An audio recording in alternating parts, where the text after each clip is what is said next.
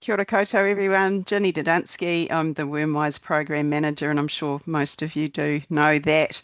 I was really, really lucky to start my career in veterinary with Trevor at what was Manawatu Vets in Fielding. And yeah, working with Trev in the early years definitely set me up for everything that I do now. So really grateful to still have that relationship and still be able to pick Trev's brain. So the benefit of being able to get him on for the next 3 Thursdays is going to be massive. And, you know, many of you will have heard him speak or be long-time readers of his countrywide column. But I think this might be the first time I've seen his approach really distilled down into sort of one or 2 or 3 presentations, but there's a wealth of knowledge here, so I won't take up any more time and I'll hand over to Trevor. Thanks, Ginny. Yes, Ginny, we did some great stuff way back. I still talk about a whole lot of that stuff. Okay, people out there think that I can't see you, but I can see you, Richard. I can see you, Peter, and I can see you scratching your nose and you're scratching somewhere where you shouldn't be scratching in public. So I'm going to talk about worms. I'm going to talk very little about drench, which might disappoint you, some of you, because you've got wonderful jackets that you have got by buying drench. But I think we need to approach how we manage worms quite differently from how we have traditionally, and look at what that might look like and the benefits of doing that. And remember that we are dealing with biological systems, so what I talk about, there will be an example where that did not work, or there will be examples where something different happened, and that's just because we are dealing with biological systems. So in biological systems, nothing's perfect, and things often don't go according to plan. That doesn't mean to say that we can't do things differently. So what I'll talk about, most of you will have heard it before. We've talked about it forever, and yet we're still in a position where most farmers are still managing worms the same way that they did 20 years ago, 30 years ago, and even 40 years ago. Why have we not implemented it? It's because people like him, he would have been told it wasn't good to do that. He would have been told eating hamburgers endlessly with a fat tummy was not good for him, but he's just chosen to ignore what was very good information. And I think that we've paralleled that a little bit with the sort of knowledge, the stuff that I'm going to talk about that is not new. So worms are going to be in our livestock system. That's what happened. They've been there forever and they always will be. The way we farm, they are production limiting because we just allow way too many worms to be in our production systems. And it's unfortunate in our sheep systems that our animals haven't been selected to cope, because in actual fact, for years and years and years and years, we've been selecting our sheep on productive traits, like numbers of lambs born, like growth rate. And when we select just on production traits, we actually make those animals... Someone's doing the dishes. You've got to stop doing the dishes if you're going to listen to me, please. So in selecting just on production traits, we've actually made our sheep 2% more susceptible to worms every year. So we actually have a sheep population which is highly susceptible to worms because we have not been selecting it at all for them to cope with the worm challenge. And when we look at wild populations, they live with worms very happily, and they do so as an outcome of the way they live, but also combining that with genetics. So how do we mimic that? And it's interesting that in our wildlife populations, we don't see big mobs of young animals all living together. They live with all the age classes in that group. One of the features of a lot of ruminant grazing systems in the wild is that they keep moving, and we can mimic that with rotations. So as much as it might sound silly, we actually can mimic wild populations in a way. So the toolbox that we have are genetics, nutrition. So nutrition is important in this whole discussion, as well as grazing plans. So clearly most of the discussion will be about grazing plans, but that doesn't mean to say that genetics and feeding well are not also important. So I want to start at the basics, and that is the worm cycle. You will have all seen this before, and so this is nothing new. So we've got a sheep with a belly full of worms. Those worms mate. They have male and female worms, which may surprise some people, but they are typical animals. They mate, and the eggs from that mating come down onto pasture in the poo, and they hatch, and they molt to an L1 stage and into an L2 stage and into an L3 stage. That all happens on the ground, it happens in the pasture, and the product that comes out of it is an L3. And the L3 is the little beast that we have to manage and does all the damage. And it gets consumed and completes the cycle. So the bits that you need to understand out of that is that free living stage, the egg through to the L3, only happens when it's warm and moist. So where I am at the moment, up the top of the Rakaia River, that free living stage will not be happening at the moment. It's just too cold. It also seems remarkably dry, so maybe that's adding to it as well. Also, it largely happens only on grass. Now, people are going to say they've had worms occurring on various crops here and there, but in general, the worms that we are dealing with have come out of prairie grazing systems and they've evolved out of grass systems. So in general, we're dealing with a parasite which copes best or lives best when it's in a grass environment. We also need to realise that those L3s at the end of that free living stage are very hardy. So all the worms that are on your farms this spring, all the L3 larvae on your farms this spring, most of them started their life last autumn. So being cold, they love being cold and they love long grass. What they don't like is being dry or in the sunlight. So we have some things that we can't control, but they can have a negative effect on those L3 larvae, or we can't control if they're cold or not, either, for that matter. Just to clarify, Trevor, that first point that the free living stage doesn't happen or only happens when it's warm and moist, meaning that the development doesn't continue, like they're still there, but so it doesn't mean they're gone, it just means they're paused. Paused, but most of them don't cope with being paused. But yes. So it's that free living stage is something that happens when we have conditions which allow pastures to grow.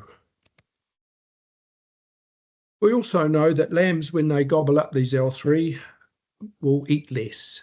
So it lowers their appetite. So the production cost is around appetite rather than them being wormy and looking horrible. We also know that lambs, if they have a choice, won't gobble up L3 larvae, but we don't normally give them the choice. The impact of worms once they're inside our lambs is influenced by the age of the animal, but they're lambs, so they're going to be young. It's going to be influenced by the immune status, which largely we don't allow to happen because we expose them to too many worms, and hugely it's influenced by how well they're fed. So feeding will keep coming up as one of our tools when we're looking at how we might manage worms. So the benefit of setting up systems, and I'm going to talk about systems, about lowering the level of worm challenge. And what I'm talking about is lowering the level of L3 larvae on the pastures that our lambs get to consume.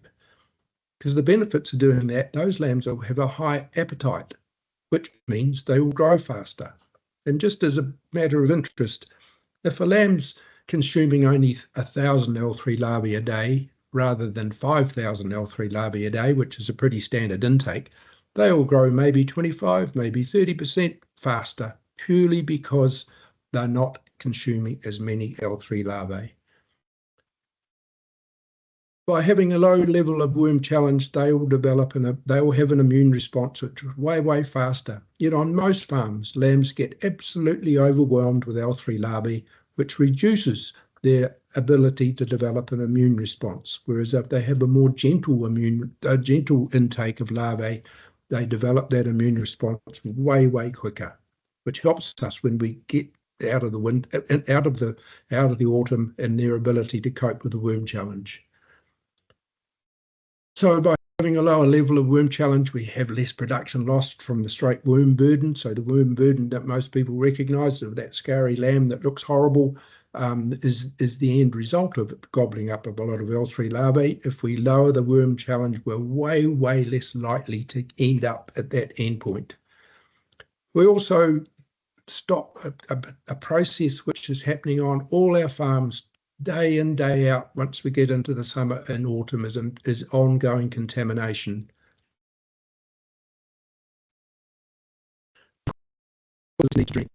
Farms now having drench resistance of some sort, and in most cases quite severe drench resistance, an outcome has to be a lesser need to drench. So look at grazing plans. Grazing plans, the key objective of a grazing plan is to stop that ongoing contamination exposure. Now, I will talk quite a lot about this because it happens on our farms endlessly from the summer right through the autumn, where lambs contaminate, they poo out worm eggs which develop to L3 larvae. They then, same lambs gobble up those L3 larvae and then they poo them out again. And it's an ongoing contamination exposure cycle which has been happening on our farms, on most farms, year after year after year.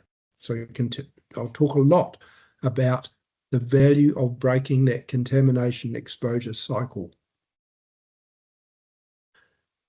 That grazing plan also is a way of stopping the accumulation of contamination. And I talked earlier on about how L3 were very hardy. L3 larvae don't mind being cold, so it's very easy for them to survive the winter.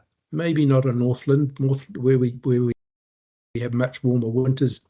Some of this is variable, but still basically what I'm talking about applies.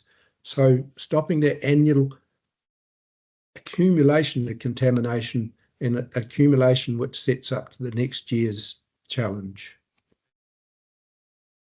So we also need to know where the contamination is coming from, and it is all about lambs under 9 months of age. They are the contaminators.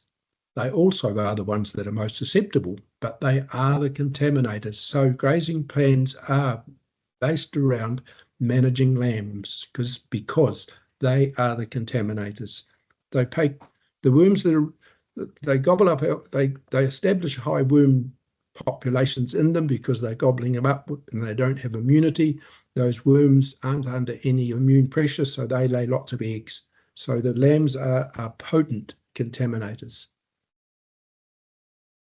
Adults are not contaminators, and we're lucky with our coarse wool sheep that adults are largely not contaminators. And when I talked at the beginning about our wildlife situation, wildlife populations, one of the big values of those populations is they do not have all the young animals together on their own. They share their grazing area with adults or older animals. And I think that's one of the tools that we're finding very, very effective in managing worms through a grazing system. Not that we're running our adults with our lambs, but sharing that grazing area.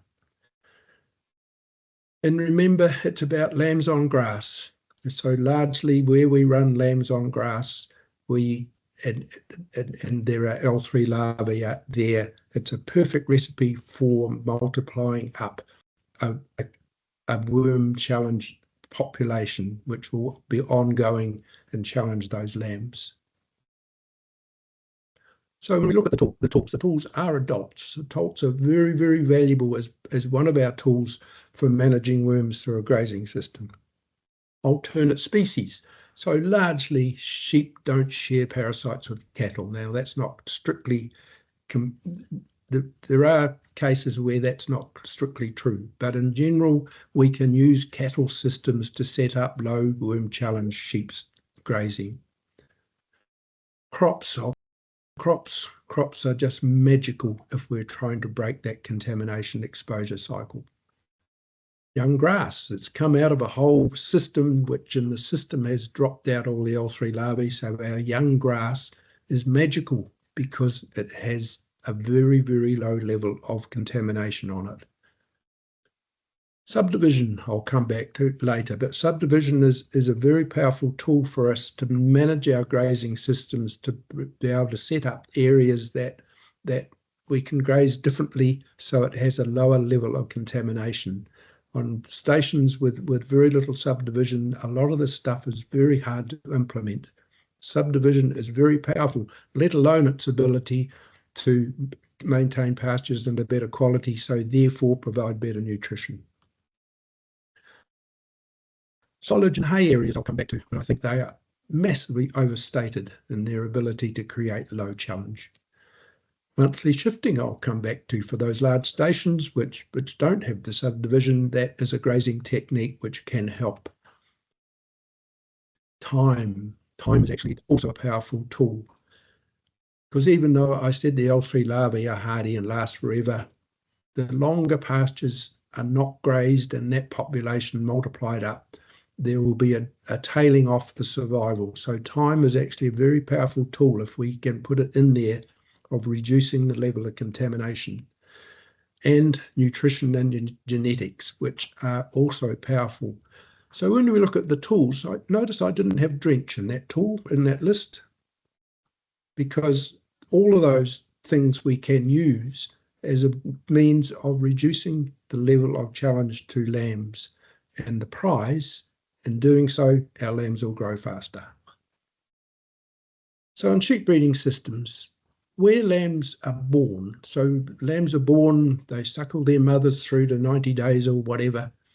By the time they get to weaning, it is very contaminated, and that's because those suckling lambs poke out a lot of worm eggs, and they're quite happy and they're protected because milk is protecting them. So stuff that Ginny and I did way back, looking at lambs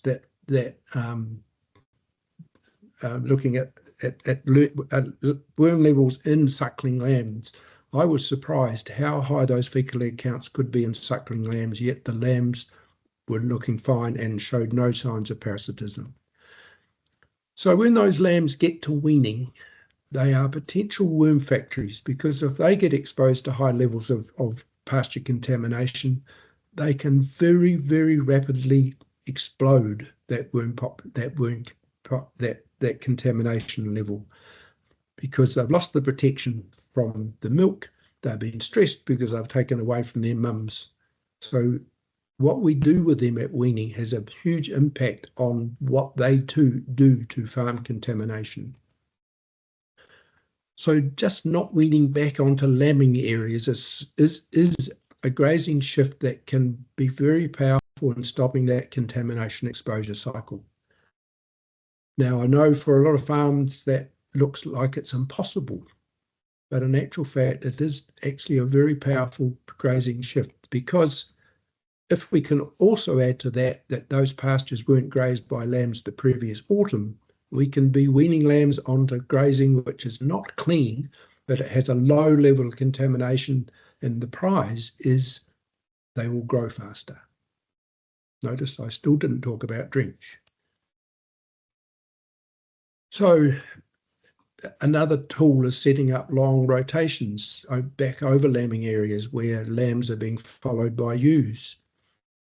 The lambs are having very frequent shifts. The cycle might be 45 days. I've got farms where that is more like 50 to 60 days before they come back, and the ewes are following them, and it seems to work if the ewes are anywhere between 2 and 30 days behind. So again, coming back to what I said at the beginning with the wild populations, we are sharing the grazing system with an oldest age class, which is providing a massive dilution of the worm challenge. We can set up grazing blocks that largely has a background of grazing cattle, and because we largely don't share the parasites, we can set up grazing areas which have a very low level of challenge for lambs. Summer crops that contain minimal grass are perfect because they will harbour very, very few L3 larvae. I'll come back to this. So the options, when we look at those options, not lambing back onto lambing areas, without question it lowers the overall level of challenge, and it has from year to year to year an accumulating benefit, because each year we're not multiplying up that level of contamination that the suckling lambs themselves created prior to them being weaned. I also see a benefit in ewes, where we have been doing this, taking the lambs out of that lambing platform. We get fewer tail end ewes and less dags in ewes. Certainly it lowers the risk of homunculus, because the homunculus is largely the carrier of homunculus is ewes, and by taking the lambs out of that, stop them multiplying up the homunculus population. Just how clean that pasture they go to that hasn't been lambed on depends totally on what grazed that pasture the previous autumn. So when we look at that same system, but those pastures were also not grazed by lambs the previous autumn, it absolutely lowers the level of challenge. It really accumulates the benefit of a low challenge from one year to the next. In fact, some of the ones that I'm working with that do this, the pastures are so clean that I've felt a need to treat those pastures like new pastures, and I'll come back to what I mean by that. It has an accumulating benefit, so it gets better from year to year to year.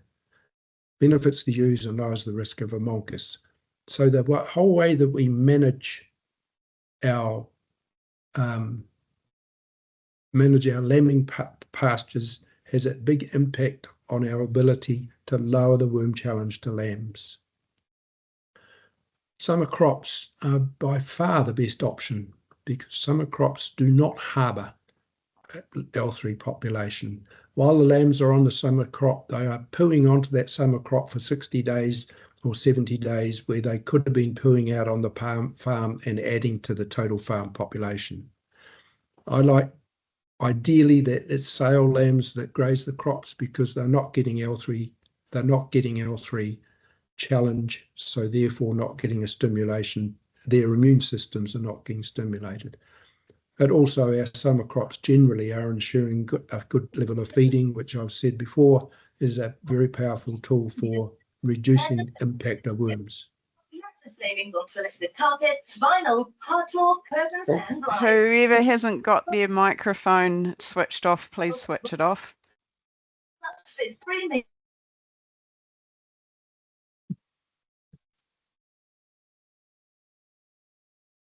So new grass that's come out of a crop system, which is happening down here every spring, is very clean, and it's probably the cleanest pasture that we're ever going to get. But we have to be very careful with that first grazing, because we can so easily seed that new pasture only with worms that have survived a drench.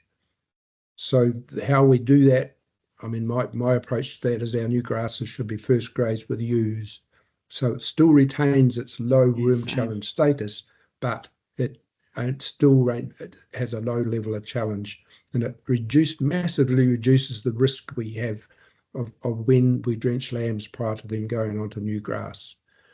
So if we've got spring sown new grass and we've seeded it with ewes, if we just leave lambs on there for 3 months, they will slowly accumulate an L3 population, which will start limiting their ability to grow. Whereas if that new grass is in the autumn, it changes that dynamic a lot, because the lambs are that much older, they're less susceptible, and also we're going into time of the year when the worm cycles are slowing down rather than increasing in level of activity. Hey, just while we're on new grass, Trev, there's a question in the chat that would fit nicely. On the new grass tool, does it break the worm cycle enough if you're spraying out and direct drilling without cultivation? I think it does. In my experience, it does, because one of the things when we spray out is not because glyphosate kills L3 larvae, but the dying grass lets ultraviolet light in, and one of the things that L3 larvae don't like is ultraviolet light. So I like crop paddocks to have all the grass sprayed, even if it's not going to be sown, because we know that process will lower the level of L3 larvae that are on there. Yeah, I remember when Abysses were the monitor farm at Halcombe, and Yeah, they regrassed all those flats in the winter, and yeah, the lambs on there went, what, 8 to 10 weeks or something, without a drench, and that was just all direct drilled. yeah, yeah, yeah. Cattle blocks can be very clean, and again, um, they and if they've had lambs the previous year, they will not be totally clean, but some of them that I'm coming across are very clean, and I actually have ended up advising that they're treated as if they're new grass. But it's an area that sort of makes all this a little bit difficult, because some of these processes can end up with very clean pasture, which means we need to be careful. So just on that, just to go down a wee rabbit hole on the clean grass and cattle areas, Yeah. what monitoring are you recommending? Because we know they're variable, so what's the process? Or are you coming to that later? No, no, I wasn't really going to come back to that, and really it's because it's happening early in the season, like post weaning. Okay, my approach is where I'm worried about that. I know we can't control that. We don't know in the first year, but I have a standard 28-day fecal egg count after they've gone on it, and straight away I know how clean it is. If at 28 days I get a whole lot of zeros or very low counts, I know it is like new grass. Whereas if I do that 28-day fecal egg count, there will be a whole smattering of fecal egg counts ranging from 0 to 400 or something, which makes me confident that it's not so clean that I have to be careful. Yeah, awesome. Thank you. And just before we move on from crops, another question. What about if you don't spray out? I presume this means over a crop, if you just direct drill over the eaten crop. So again, a direct drill like a RAF I note. guess this is the end of the summer brassica, just direct drilling Yeah. over that. It's going to be pretty low contamination, isn't it? Yes, it will be. Yeah, it will be. Yes. Like, typically happens with chicory, often grass is sown into it in the autumn, raffno grass sown into it in the autumn. Lamb new rotations. Now this is a worm management tool that I thought would never work, but in actual fact it works extremely well. Where lambs head off on a rotation around hill country, back over paddocks where they were reared on. The key to this working is that lambs are shifted very frequently. So a key component of this, they're shifted very. And whoever's got their microphone on, please turn it off. So the lambs are being shifted very frequently, and I didn't have that as a point in there because it's actually a critical point, because they've got choice. So when they've got choice, they are picking out the real bestest food. So from a nutrition point of view, they are getting the best, and I believe that they are also choosing to consume pastures that have got the lower levels of L3 larvae on it. I can't see how we get this gain without that also being a component. In doing this, sometimes it'll get spikes in CO2 in fecal egg count. We definitely lower the level of L3 challenge, because everywhere that I've got farmers doing this, we've massively reduced the amount of drench inputs. The live weight gain that we get is generally good. I've said modest, but a lot of cases it's better than modest, because they are getting the frequency of shifting, and the ewes can be 2 days up to 30 days behind. And I always thought that they had to be close behind because they were grazing to lower residuals and letting the light in, but I'm seeing the same benefit from ewes that are 30 days behind or longer behind, and in that case maybe they are gobbling up L3 larvae that are on the pastures, as well as maybe letting the light in. But ewes are actually a very, very powerful tool in managing to lower the L3 challenge to lambs through a grazing system.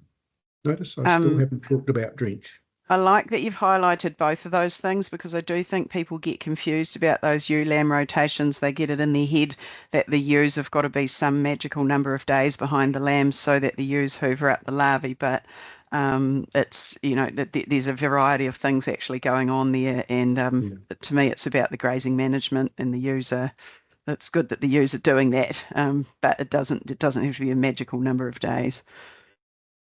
And even at 2 days behind, they are still gobbling up the contamination that was there.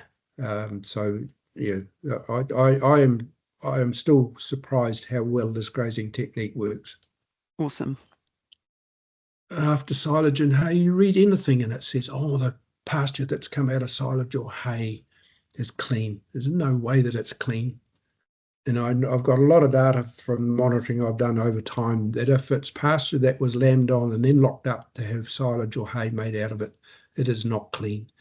And remember, L3 larvae love long grass. What is hay and silage? It is long grass. So it may be it's a tool that helps, but it's not a tool that I would rely on. So for those hill country farms that don't have a lot of subdivision, shifting those lambs frequently, and if they're going to be shifted, it's going to be 3 to 4 weekly, so they're moving off the areas that they contaminated before they get exposed to that contamination. And often if it's a monthly shift, it might be 4 months before they came back to where they started. So there's a big component of time that actually is working in lowering the level of challenge. And it's going to be sensitive to what the summer is like, because if it's wet, that shifting probably has to be 3 weekly, whereas if it's dry, that shifting can go out to nearer 4 weeks. But it's a technique that's not going to lower the level of challenge as much as some of those others, but where there aren't a lot of other options and where there is not a whole lot of subdivision, frequent shifting on a 3 to 4 week area is still breaking that contamination exposure cycle. So the reality, we should be balancing, if we want to exploit this, and for a lot of farms that have got severe drench resistance, they have to be doing things differently and lowering the level of challenge to lambs. And so in those cases, I always balance the number of lambs that we're going to take through the winter, through the summer, on the options that we've got available to have them grazing in a low challenge system, rather than just taking every lamb that we can and hope to get it through and ending up with a massive level of contamination. On most farms, we'll have a combination of those options. No farm, unless it's going to put in 100 hectares of summer crop or whatever. So on any farm, there will be a combination of options to put lambs into to lower the level of challenge. And remember that it is accumulative. And as we do these systems and have them in system year in, year out, the benefits grow, because we are just stopping that ongoing contamination exposure cycle, which has been happening on our farms forever. So come back and also add to that nutrition. Nutrition actually is hugely powerful in reducing the impact of any parasitism on a lamb. I'm not convinced that the lowering of fecal egg output from well-fed lambs is enough to make a big difference, but we know well-fed lambs are much more able to cope. Genetics is helping, but I think in the face of lambs being faced being faced with huge levels of L3 intake, I don't think genetics help at all. But if we change our grazing system where that level of worm challenge is much lowered, so those lambs are getting their daily intake of L3 larvae is a lot lower, I see genetics in that situation making a huge difference. Remember, prior to 1964, when we first got thiabenzol, there would have been whole flocks of sheep in New Zealand that happily live with worms because there was no effective worm drench before then. But thiabenzol was so good that even those flocks got drenched, and we've lost them, and we've spent the last 30 years or so trying to breed those sheep back. And don't forget the value of time. Any way that we can extend the time between lamb grazings, even if it's not done anything to be super clean, we will reduce the level of worm challenge. And as I talked about before, subdivision, the most cost-effective action you can take on any farm is subdivision, which gives us the ability to treat paddocks differently, to have as a tool for reducing the level of challenge. Hey, awesome. Thank you. Can I just cut in on that last slide? Just clarifying the comments around nutrition and genetics apply specifically to lambs. If we're talking about the ability to then have an undrenched and highly productive ewe flock, the nutrition and genetics, that's where they really come to play, isn't it? Yeah. And then just on your comments on us having relied on thiabenzole and all its relatives since the dawn of time, a question here in the chat to address the use of a preventive drenching system where a farm's got a fully functional triple drench and using refugia. Is this, i.e. preventive 28-day drenching, still the best way to avoid the autumn parasite peak? And is the reason that many farms had a high autumn peak last autumn, is that because of moving away from preventive drenching? Very few we cannot lower a worm population by using drench, because we are just massively selecting for resistance in doing so. And if we have systems like that, it addresses nothing in terms of having a grazing system as being part of managing worms. So I think to think that we can manage worms forevermore by using drench, we just can't. And so the importance of looking at this differently, where we are using more than just drench, we have to be doing this. And I think there's enough precedents out there. I mean, I don't know where this question's come from, but there's enough precedents out there of farms where have been doing lots of drench checking, your combinations are working fine, and then boom, all of a sudden, I think I've said it a million times, but it hits like a wave, presuming that because your drenches are working this year, it's coming at you, I would say. Yeah, absolutely. And also, if you lived on the east coast of the North Island, sort of north of Wairarapa, with 3 or 4 wet winters, wet summers, the autumn peaks have been huge because it's been wet, and Trichostrongylus just loves wet weather.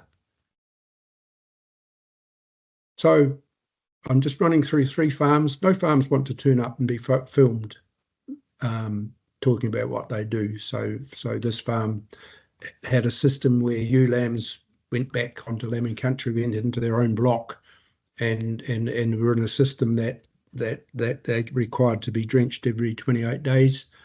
They had a system where male lambs went somewhere else.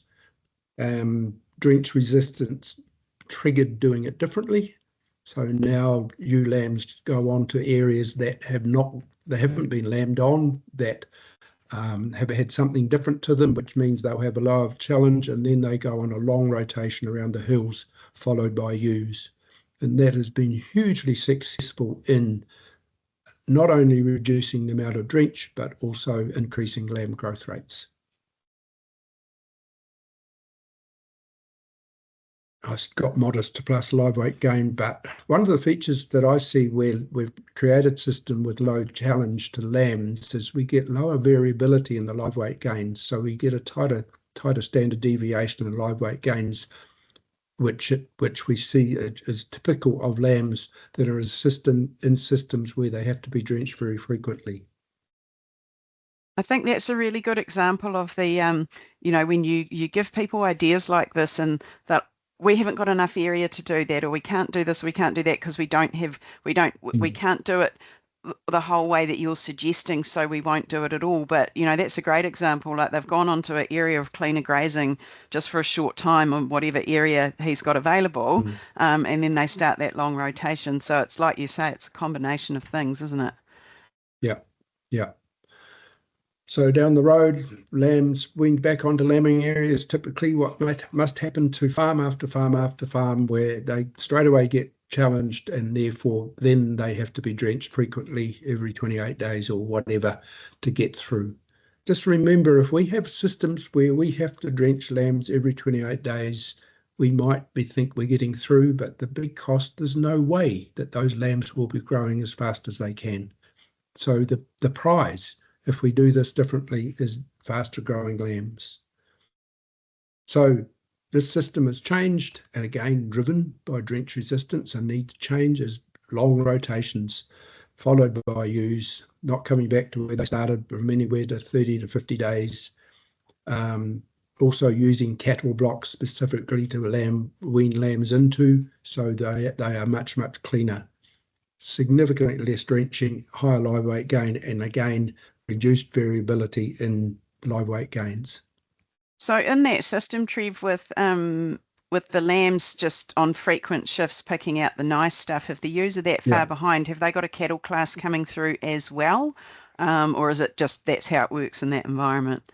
It works in that environment, yes, you're right, because I mean, equally on other farms, they do have a cattle class that's coming behind, and very often the cattle are with those ewes as a single mob, which tightens up the rotation and is probably better for the pastures. And another one, and this is merinos. Difference with the merinos, merino ewes are nowhere as inert as coarse-wool sheep, so they're much more difficult to use as a tool. So in this case, the ewes lambed, a lot of ewes lambed on the irrigated flats, which obviously had the better feed, and then lambs obviously weaned back onto the flats, and as a consequence, those lambs needed to be drenched very, very frequently, and as a consequence, very poor live weight gains. So the changes that no ewes now lamb on the flats, quite a lot of lucerne has been established. So again, a forage which is going to have very low levels of challenge on it. Massive reduction in drench inputs, and a massive increase in live weight gains. In fact, that's been one of the real gains of that change, is how the ewe lambs are a lot heavier as a consequence of a change in the grazing system. So monitoring, I have to quickly move or I'm going to get told off. Sorry, just before you go on, just on those two first North Island case studies, a question, do they drench the lambs at weaning? I presume the answer is yes. Yes. I've seen too many examples of lambs not being drenched at weaning that have turned bad, and I'm very reluctant to be suggesting that lambs don't get drenched at weaning. That's not saying in some situations that can be the case, but is a drench that I think probably has to be standard. So monitoring is important. Fecal count monitoring is still our main monitoring tool. As weak as it is still a valid monitoring tool. If we are changing our grazing system to have lower levels of worm challenge, I think we have to be using fecal counts much more for driving drench inputs. Whereas in our traditional systems where lambs are being weaned into high contamination environments, I think monitoring is no good. Things change so fast that monitoring is not good enough. But if we're changing the system where our expectation is that they will have a lower challenge, monitoring is vital. So the monitoring that I like as a standard is 28 days after they've gone into that system, we do a fecal count, because it straight away gives us an idea of how clean or what the level of challenge is in that grazing system. If it's something new, we don't know. We're just taking an assumption that 28 days we can do the fecal count and know straight away, which also gives us an idea of what the likely drench need is in that system. So I like 28-day fecal counting, certainly at the beginning of a grazing system, as being a standard monitoring tool. And also, I think it should be routine early in the summer and in the autumn, do a 10-day post-drench fecal count. Such an easy way of knowing whether what you're using is working. It's crude, but it is still good enough to to alert you to maybe whether you should be doing some more monitoring. Warnings. So the seasons have a big impact. So up the East Coast, Wairau Way, with their fourth wet summer, been under huge challenge, whereas at the other extreme, where it's very dry, will have a big impact. So the L3 population is very influenced by how wet it is and how dry it is, and that's a variable that we have to take into account when we're changing our systems specifically to have lower levels of challenge. A lot of our hill country farms are very heavily contaminated, and it's going to take some time before we can actually see the benefit of doing it differently, because we might be lowering the level of contamination by maybe 15% in 1 year, but that's still not enough to bring it down to a level that we can actually see the results. So it's an act of faith that we put these changes into place and that things are going to be better. It won't happen overnight. And of course, if we've got severe drench resistance, we have to make significant system change if we're going to reduce the dependence on drench. And I think a lot of you don't realise the level of change that we have to put in place if we're going to reduce the need to be relying on drench. So for tomorrow, start, not tonight, because you'll be worn out after hearing this and you won't want to, and you'll go and have a whiskey or a beer, which would be nice, thank you. We start thinking about some of these things and about how within 2 years you might have put systems into place where they should be lowering the level of challenge to lambs, because you have lambs that grow faster. And remember, it is about breaking that contamination exposure cycle. We have some monitoring around that, and of course, feeding them well underpins all of this, which we should be doing anyway. And again, 10 days early in the season, 10 days late in the season, fecally count as a drench check. Oh, I went over time. No, you've done well. I think there's not actually much sitting there in the chat at the moment, but people might want to put further questions in. I did have one to kick it off, though. You talk about the holy grail of the lambs not getting weaned back onto a lambing area, and also if that lambing area can be an area that didn't graze lambs in the previous autumn. I presume that is on farms with a relatively high cattle ratio.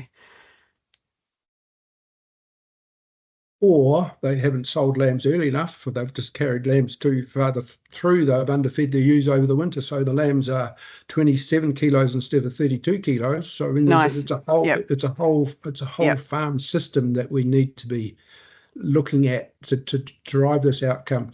Also, I should add, in terms of lambs not going by to lambing country, if we can't do it, there are still things we can do, like that rotation that I talked about with ewes. And if the crops aren't ready, we have to put them back onto lambing country. And if we do that, it's taking them off those paddocks that they were weaned into before they get exposed to the contamination that they themselves have created. So again, breaking the contamination exposure cycle. Because if we do that, when it's not the best outcome, but if it's the only outcome, shifting them off between 3 and 4 weeks after they go on is a way of minimising the negative consequence of going back onto lambing country.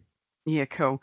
The other question about lambing country is, if I'm going to drop some ewes out of the system and feed my ewes better, I'm possibly going to have to do something different to deal with some of the growth that happens between docking and weaning. Dropping some paddocks out and then setting them aside for lambing so that the lambs aren't contaminating those paddocks for the last month. Is that something you see people doing? I do, but not for sheep. I'd seen it more for cattle, but yes, it's certainly a technique that is aimed. The negative of that could be that your pastures that you put aside that'll grow in are havens for L3, absolute havens for L3. So unless they've got lots of choice, they are potentially still going to gobble up a lot of L3 larvae. And yeah, that's the key, isn't it? It's the choice. Yeah. Absolutely. Yeah. So now we've got a whole bunch of questions coming. Okay. Right. Buying in lambs, is it best to use a triple drench or a novel as a quarantine? Can I answer that? You go on the word. No, you answer. No, you can, but I was saying, which one has the best jacket with it? There's some really, really good drench jackets coming out with triples, and that might be one of the decision makers, but no, should not be using a triple. So Yeah, way to go, Ginny. Jump on the Wormwise website. There's a whole page on quarantine drench there, and that'll answer your question. Yeah. Next question, do you see feeds that contain levels of condensed tannins as a tool to help lambs repel L3? No, I think it's an overstated claim or expectation. We used to think that about plantain, but it's certainly not the case. I don't think we grow any feeds that are tannin rich enough to actually impact the level of worms. And what's more, if they were tannin rich enough, I don't think lambs would eat them. I think the only one is that's genuinely in that camp is Sulla, which did show some positive responses in trial work years ago. The agronomic problems with getting that established. It's an annual legume. It's quite hard to establish. And I guess I'd say that the nutritional benefit of things like chicory that contain a bit of tannins, it's as much the nutritional benefit as the tannins. Yeah. Next question. What is the ideal length of the grass to start grazing? I presume as lambs go into a paddock, I presume that means. So many factors come into play as to what is the appropriate. For lambs, the ideal is that they grow into grazing and they have choice. And they will choose a diet which is probably 1 ME higher than what we've offered them.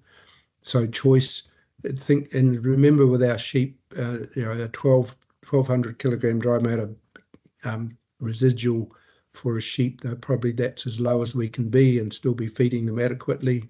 But when you look at what the super duper lamb finishers operate, they have residuals of more like 1,500 and 1,600 for lambs. Yeah, there's an awesome video on the Knowledge Hub called Finishing Lambs on Pemberley Farm, and I'd encourage anyone to look at that video simply to see exactly what Trevor said, the length of the feed that those lambs are on. She's got a whole lot of other really cool stuff in there as well, but it's just a real eye-opener. The next question is, I'm presuming this person might have come in a bit late. Does cutting silage lower contamination enough to wean onto silage paddocks? In my experience, no. Certainly, I think it varies a bit from where you are in the country. Certainly down here, where I'm in the South Island, the monitoring I've done, it just didn't. And would it depend how many cuts of silage too? Because on some blocks they might do 2 or 3. Yeah, true. And when we did the stuff at Abbas's, the silage really didn't make any difference at all to the contamination levels. I think that when you think of L3 larvae, they've thrived in the long grass. We haven't cut right down to 900 cover, and so there's a lot of L3 larvae still there.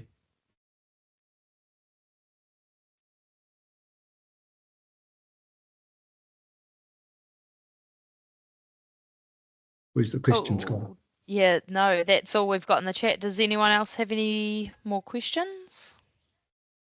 Oh, yep, got another one. If hay and silage is bad, why is chemical topping good? Chemical topping's letting the sunlight in, letting the ultraviolet light in, which I guess hay and silage making as well. But the expectation that it's taken out a whole lot of the contamination just, in my experience, doesn't happen. Yeah, the other thing I would add to that too is a lot of what you've talked about tonight with the hill country grazing, it's the ability of that lamb to choose legume in its diet, whatever that legume is, wherever you are in the country. And I think that power of eating a legume is massive in this whole picture. and that's possibly the difference between chemically top paddock, which part of the reason for doing that is to let that legume flourish and get away from the grass shading it. And yeah, maybe, you know, hay and silage, you're actually tending to shade out the legume, and then it's not there when the animals are put onto it. Yeah. There's another question there. What is your opinion on pre-wean drenching of lambs? This is a difficult one. I think on most farms there is no production benefit from pre-wean drenching, but in some situations I have no doubt that it does have a benefit. And I think it needs to fit into a whole farm system, and how that might fit into, and looking at where weaning sits in the cycle relative to what we might do with them. Because I think it's a high risk drench in that it's early in the season where the whole worm cycle is being set up. So the resistant population that has survived that pre-weaning drench is seeding a population which is going to get expanded as the season progresses. So my suggestion to farmers when we have this discussion is, come tailing or docking this year, this coming season, leave 100 lambs not drenched and mark them, and just see visually what you see out the other end. Because certainly the work that we did way earlier on did not show a growth response. They were a bit dirtier, but they didn't have a growth response. And when we look at the state of a lamb